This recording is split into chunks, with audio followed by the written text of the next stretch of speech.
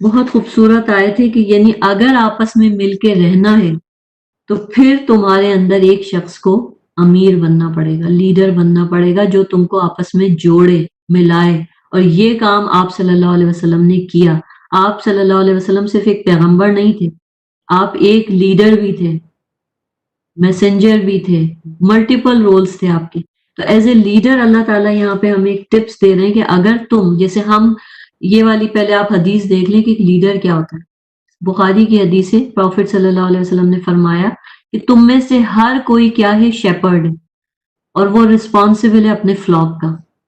مثال کے طور پہ جو گھر ہے اس کا سربراہ کون ہے؟ ہسبینڈ ہے۔ بچوں کا سربراہ کون ہے؟ بچوں کو کون مینج کرنے والا ہے؟ ان کا مینیجر کون ہے؟ ان کی ماں، یعنی اس کی وائف۔ ہر ایک کا ایک فلاک ہے اور وہ اس کا لیڈر ہے۔ آفس میں کسی کو کوئی پوسٹ دی گئی ہے، وہ لیڈر ہے، اس کے انڈر میں اس کے سب آرڈینیٹس کو اس کو جوڑ کے رکھنا ہے۔ گھروں میں جوائنٹ فیملی سسٹم ہے، گھر کا ایک سربراہ ہے، اس نے سب کو بچوں کو اپنے جوڑ کے رکھنا ہے۔ تو یہ سب چیزیں کیسے ہوں گی کہ یہ یونٹی کیسے پیدا ہوگی؟ ہمارے گھروں میں جہاں جوائنٹ فیملی سسٹم ہو آپ دیکھیں وہاں سب سے زیادہ مسئلے کھڑے ہو جاتے ہیں۔ جہاں زیادہ ملنا جلنا ہو، گھر قریب قریب ہو، روز کا آنا جانا ہو، وہاں پہ سب سے زیادہ لڑائیاں ہوتی۔ کیوں؟ کیونکہ ان کو جوڑنے والا ایک سربراہ نہیں ہوتا، اور جو جوڑتا ہے اس کی خصوصیات کیا ہیں؟ اللہ تعالیٰ یہاں کہہ رہے ہیں فَبِمَا رَحْمَةٍ مِّنَ اللَّهِ لِنْتَ لَهُمْ، یہ اللہ کی رحمت ہے اے نبی، اے لوگوں، کہ یہ جو نبی ہے یہ تمہارے ساتھ کیا ہے؟ سافٹ ہے۔ یعنی ایک نبی کا ہمبل ہونا، سافٹ ہونا بہت ضروری ہے۔ اگر وَلَوْ كُنْتَ فَظًّا غَلِيظَ الْقَلْبِ، اگر یہ نبی لینین نہیں ہوتا، ہارش ہارٹڈ ہوتا، غلیظ القلب، اگر اس کی زبان سے ہارش ورڈز نکلتے تو پھر کیا ہوتا؟ لَنْفَضُّوا مِنْ حَوْلِكَ، یہ سب تمہیں چھوڑ کے اسکیٹر ہو جاتے، سب صحابہ تمہارے آس پاس سے ادھر ادھر ہو جاتے۔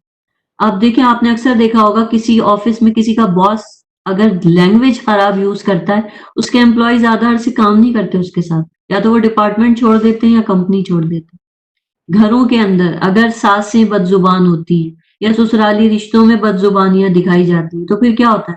گھر ٹوٹ جاتے ہیں، گھر الگ ہو جاتے ہیں، لوگ ساتھ نہیں رہ سکتے، جوڑ کے مل کے نہیں رہ سکتے ایک دوسرے کے ساتھ۔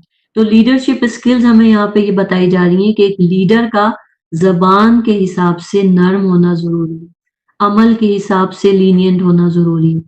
پھر یہ کہ وہ اپنے لوگوں کی غلطیوں کو معاف کرے۔ اتنی بڑی غلطی ہوئی، 70 صحابہ شہید ہوئے، اتنی بڑی جنگ مسلمان ہارے، لیکن اللہ نے انہیں معاف کیا۔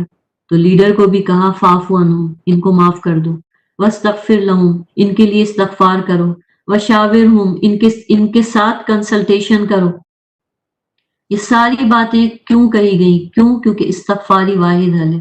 جب ہم آپس میں لڑ پڑتے ہیں نا، سب سے پہلا کام کیا کریں؟ آپ کے گھروں میں اگر روز کے لڑائی جھگڑے ہوتے ہیں، آپ کے خاندانوں میں جھگڑے ہوتے ہیں، سبلنگز بہن بھائی ایک دوسرے کی شکل نہیں دیکھتے، استغفار کثرت سے کریں، کیونکہ استغفار کیا ہے؟ اس سے گھروں میں بھی سکون آتا ہے، زندگی میں بھی سکون آتا ہے، دعائیں قبول ہوتی ہیں، رزق کے دروازے کھلتے ہیں، اللہ کی رحمت آتی ہے، برکت آتی ہے۔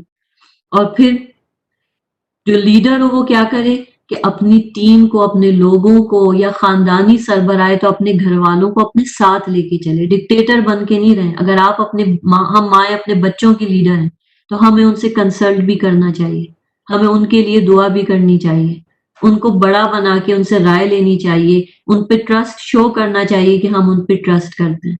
جیسے آپ صلی اللہ علیہ وسلم کی حدیث ہے کہ اللہ از کمانڈیڈ، اللہ نے نبی کو کہا کنسلٹ کرو اپنے صحابہ کو in order to give the ummah the example to follow۔